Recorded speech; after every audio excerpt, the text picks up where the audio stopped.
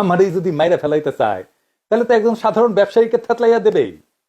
যে তারেক রহমানের বীরের বেশে দেশে ফেরার কথা ছিল, সেই তারেক রহমানকে এই জায়গায় নামায় আনার দায় এই লোকগুলার। আজ বাংলাদেশে মিছিল হয় টিনের সালে কাউয়া, তারেক জিয়া শুনেন। এমনই প্ল্যান করছে ডিজিএফআই যেন বিএনপি কে একেবারে ধ্বংস করে দেওয়া যায়। পিনাকি, ইলিয়াস, কনক এরা তো বিএনপির শত্রু না। সারা দেশ স্তম্ভিত, কারণ শুরু হয়েছে এক অভূতপূর্ব অত্যাচার এবং নৈরাজ্য।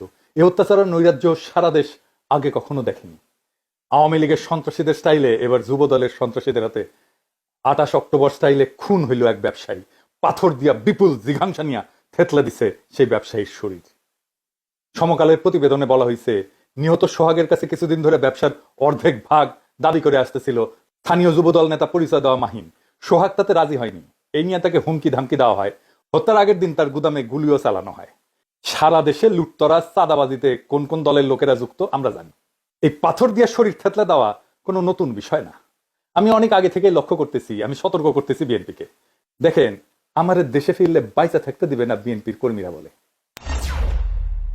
বিএনপির সাম্প্রতিক আচরণগুলো হয়ে উঠতেছে ভয়ঙ্কর রকমের ফ্যাসিস্ট। আমার পেজে এসে একজন বা দুইজন না, একাধিক মানুষ হুমকি দেয়। কেন বিএনপি সমালোচনা করি? খুন করে ফেলার হুমকি দেয়। আওয়ামী লীগও হুমকি দিত ইনবক্সে, আর প্রকাশ্যে ওরা হুমকি দিচ্ছে 32 নম্বর ভাঙার পরে। কিন্তু বিএনপির কোনো ভয় ডর নাই, প্রকাশ্যে হুমকি দেয়। আমি আজকে একটা দেখাচ্ছি কি কারণে সে আমাদের দেশে আসতে দেবে না বা আসলে বাইচা থাকতে দেবে না, ওটা ওরাই জানে। এরা ক্ষমতা আসলে কি করবে আল্লাহ মালুম। আইডম থাকলে করে নিস রে ভাই, করে নিস। যে জিতবে ওই তো সিকান্দার হবে। আইডম থাকলে তুই আমাকে দেখে নেবো, আমার আইডম থাকলে তো করে দেখে নেবো। এটাই রাজনীতি। রাজনৈতিক দল তার আশেপাশে বন্ধু রাখে, যারা ঠিক দল করে না কিন্তু একটা লুজ সম্পর্ক থাকে তাদের সাথে। আওয়ামী লীগের কাছে কিন্তু মাস্টার ছিল, সেজন্য আওয়ামী লীগ এতদিন রাজত্ব করতে পারছিল। বিএনপি সবাই শত্রু বানায়। এদের কর্মীদের রাজনৈতিক শিক্ষা এতই দুর্বল, এরা যখন দাবরানের উপরে থাকে তখন কেসে হইয়া থাকে, আর যখন ক্ষমতার গন্ধ পায় তখন নেকড়ে হইয়া ওঠে। যাই হোক, এগুলো নিয়ে আলাপ করবো পরে। নির্বাচন আসুক, ক্যাম্পেইন করে দেবো, দেখাই দেবো জনগণকে কাদের ভোট দিতেছেন। দেখেন, কিছুই হবে না হয়তো, কিন্তু আমি খায় না খায় কন্টেন্ট বানাবো। শুধু আমরা যে গালিগুলো দিছে বিএনপির কর্মীরা, সেগুলো কম্পাইল করলে না 10টা এপিসোড হয়ে যাবে। আমারই যদি মাইরা ফেলাইতে চায় তাহলে তো একজন সাধারণ ব্যবসায়ীকে থেতলাইয়া দেবেই। গতকালকের ভিডিওতে একজন বলতেছে বিএনপির কর্মী যে আমি হিন্দু, তাই বাংলাদেশে আমি অশান্তি লাগাই দিতে চাই মুসলমানদের মধ্যে। চিন্তা করেন, এইটা যদি বিএনপির একজন কর্মীর রাজনৈতিক চিন্তা হয়, সেই বিএনপি দেশকে কি দেবে? আমার আর ইলিয়াসের ছবিতে যদি জুতা মারতে পারে, তাহলে একজন সাধারণ মানুষকে খুন করতে তো সমস্যা হবেই না। আমাদের বলে মালাউন, বিএনপির কর্মীরা গালি দেয় মালাউন বইলা। তো এই দল আগামীর বাংলাদেশের নেতৃত্ব দিতে পারবে না। আজ বাংলাদেশে মিছিল হয় টিনের সালে কাউয়া, তারেক জিয়া শুনেন।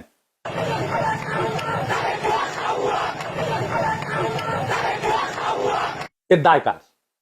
চান্দাবাজদের নাকি বিএনপির অনলাইন ইনফ্লুয়েন্সারদের? আসেন সেটা একটু বুঝে দেখি। এর দায় ক্যাটাগরিক্যালি কয়েকজনের। আমি নাম বলতে চাইতেছিলাম না, কিন্তু আজকে আমি বলবো। আমি তালিকা করে আজকে নাম বলবো। এই তালিকায় প্রথমে থাকবে ফাহাম আব্দুল সালাম, শাহেদ আলম, রাশেদ, বুলডগ মির্জা, অ্যাপোলো, জুলকারনাইন সায়েদ, রুমিন ফারহানা, ফজলু পাগলা, কথা কামাল, মারুফ, বিএনপির সাথে অ্যালাইন্ড হওয়া সিপিবি বামপন্থী ঘটনার লোকেরা এবং আরো কয়েকজন। এরা ইন্টেলেকচুয়ালি বিএনপিকে পথভ্রষ্ট করছে নিতান্ত নির্বুদ্ধিতা থেকে এবং বিগ ইগো থেকে। এরা বিএনপির কর্মীদেরকে উস্কাইছে, যারা বিএনপির শত্রু না তাদের বিরুদ্ধে। বিএনপির ভ্রান্ত ন্যারেটিভ তৈরি করছে এরাই। হুদাই ছাত্রদের, এনসিপি, প্রফেসর ইউনূসের সরকার, জামাত শিবিরের পিছনে লাগছে এরাই সে ন্যারেটিভ তৈরি করছে।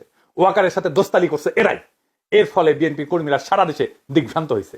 পলিটিক্স বুঝতে পারেনি, রাজনীতি বুঝতে পারেনি, আজকার করণীয় কি বুঝতে পারে নাই। বিএনপির নেতৃত্ব বিভ্রান্ত হয়েছে।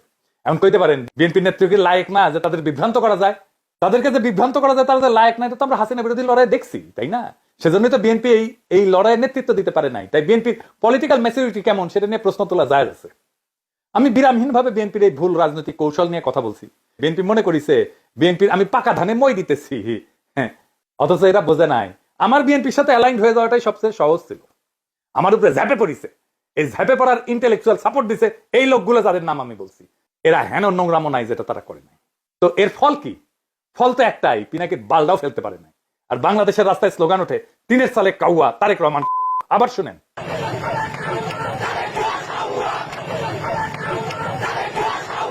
দুইবার শুনাইলাম। যে তারেক রহমানের বীরের বেশে দেশে ফেরার কথা ছিল, সেই তারেক রহমানকে এই জায়গায় নামায় আনার দায় এই লোকগুলার। 2 দিন আগে এরা আমার পিছে লাগিয়েছিল দলবেন্দা একটা ছবি নিয়ে, এই যে ছবিটা নিয়ে একটার পর একটা ভিডিও বানাইতেছে। ওই ভিডিও দিয়ে নাকি আমাকে চর মারিছে ভার্চুয়ালি। হ্যাঁ, আরে নেতারা যে টেকে না এই ছেলেটার দিকে, সেটা তো মিছা না। ক্যামেরার চোখ তো ভুল দেখে নাই। ওই ক্র্যাশে দাঁড়ানো ছেলেটা নিজে এসেও যদি বলে তাও আমার দেখাটা মিথ্যা না, আমার সেই সমালোচনা নিতে পারে নাই, তাই লানত পড়িছে। আজকে রাজপথে স্লোগান উঠেছে তারেক রহমান ইডেনে ছাত্র দলকে হল ছাড়ার আলটিমেটাম দিছে। এই ইডেন থেকে ছাত্রলীগ আর আওয়ামী লীগ বিতারণের শুরুটা শুরু হয়েছিল, মনে আছে না? আমি যে সমালোচনা করেছিলাম সেই ছবিতে বুড়া নেতারা একজন আহতের দিকে না তাকায় নিজেরা গল্প করতেছিল, সেই সমালোচনা তারা নিতে পারে নাই। আর আজ তারা লজ্জায় মুখ দেখাতে পারতেছে না। দুর্বিনীত বর্বর মধুলবীদের দলে ভিড়ায় এক সময় সহযোদ্ধাদের উপরে জিঘাংসা নিয়ে যারা ঝাঁপায় পড়ে তাদের উপরে এভাবেই খোদা লানত পড়ে। আমি অভিশাপ দেই নাই, কিন্তু অভিশাপটাই না আনিছেন আপনারাই। রাজনীতিতে লাগে বয়ান, বয়ান ন্যারেটিভ, ওইটা যারা পারে তারাই রাজনীতির গতিমুখ ঠিক করতে পারে। ওইটা আসে এইখান থেকে, মাথা থেকে, এটি থেকে। ওইটা যতদিন থাকবে, যাদের সচিব থাকবে চিন্তায়, তারাই রাজনীতির মাঠে টিকে থাকবে। নিজেরা এভাবে জয় বাংলা হয়ে যাবেন, যারা চিন্তায় সচিব তাদেরকে পরাজিত করতে পারবেন না। এই সরল সত্যটা মাথায় রেখেন এখন থেকে। বিএনপির এই দশা কারা করলো, কিভাবে করলো এবং কেনই বা করলো, আসেন এটা একটু বুঝে দেখি। ওয়াকার আর তার পাশ পোষা ডিজিএফআই এর প্ল্যান এটা। বিএনপি যখনই ইন্ডিয়ার খপ্পর থেকে বাইরে হয়েছে তখনই বিএনপির চান্দাবাজ দুর্বৃত্ত অংশকে আশকারা দিয়ে মাঠে নামাইছে ডিজিএফআই। তাদের ইন্টেলেকচুয়াল সাপোর্ট দিছে বিরানি আলম, কচুঘাতি সহ অনেকেই, যারা বাংলাদেশে অ্যান্টি হাসিনা অ্যান্টি ফ্যাসিস্ট রাজনীতি বুক দিয়ে আগলায় রাখতে পারে। তাদের বিরুদ্ধে ক্যাম্পেইন শুরু করছে এরা। এই কচুখেতি জুলকার নাইন সাহেব যা বলবে মনে করবেন এটা ওয়াকারের কথা, এটা ডিজিএফআই এর কথা। ও ডিজিএফআই থেকে মাসোহারা পায়।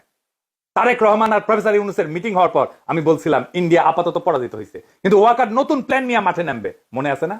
ডিজিএফআই এর লক্ষ্যই ছিল বিএনপির বেপরোয়া অংশকে দিয়া এমন অবস্থা তৈরি করা যেন বিএনপি ঘৃণিত রাজনৈতিক শক্তিতে পরিণত হয়।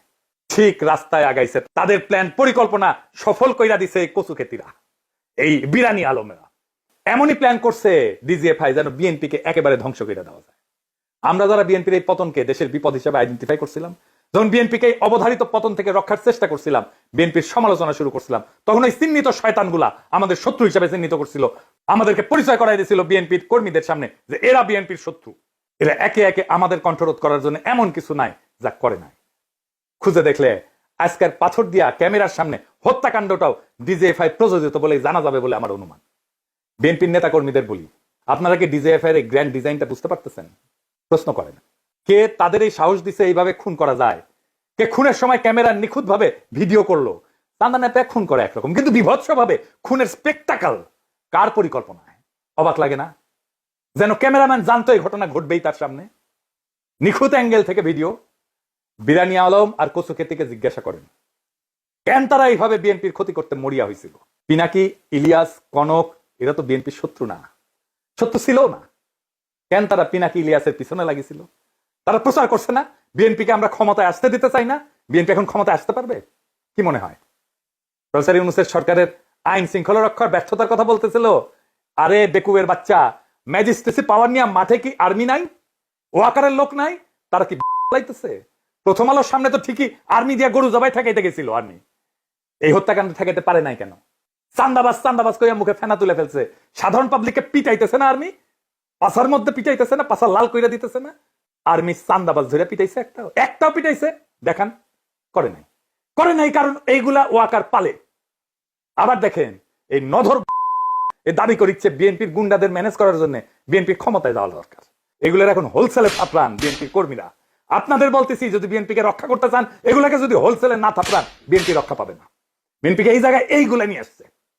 এই ছাপড়িগুলা যেদিন থেকে বিএনপির কান্দে চাপিছে সেদিন থেকে বিএনপির পতন শুরু হয়েছে।